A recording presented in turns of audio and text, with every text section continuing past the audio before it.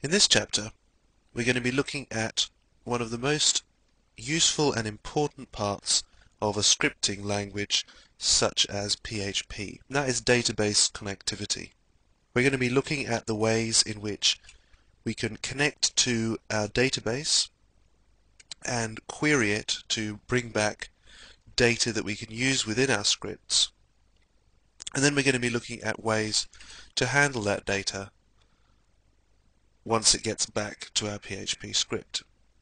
In this chapter, and in most of this title, we're going to be looking at a database called MySQL. Now, there are a lot of different relational database management systems available that we could use. We're using MySQL as an example because PHP has native support for MySQL. It also has native support for many other databases.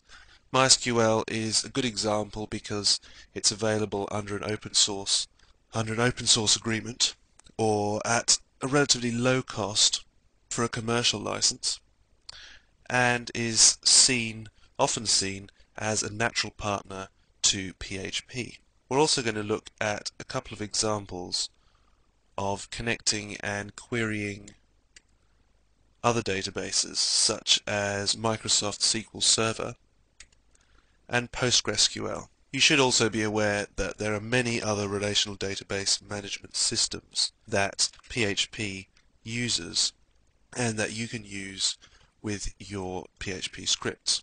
Let's take a look at the sample database that I've created for use within this chapter. We're going to have a look on the MySQL command line, and we're going to have a look at the vinyl dealers database.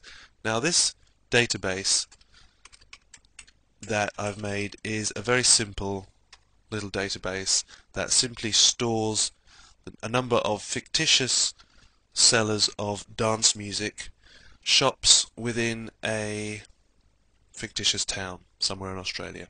So there's various tables within the vinyl dealers database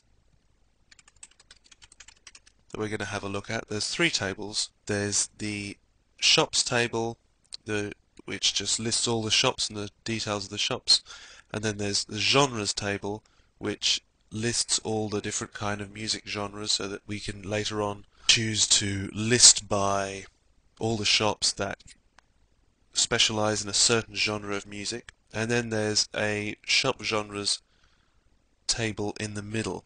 And what that does is that forms a kind of many-to-many relationship between the two other tables. Well, let's take a look quickly at the different tables that I've made here so that you'll be familiar with them as we move through the rest of the examples in this chapter. We take a look at the shops table. There we can see primary index and the name of the shop and various other details down there. Take a look at the genres. As we can see, just an ID and a name. And if we take a look at the data in that,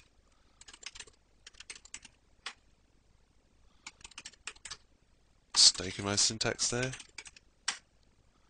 we can see that there they're listed all the different genres that we're going to be looking at, dance music. And then if we have a look at the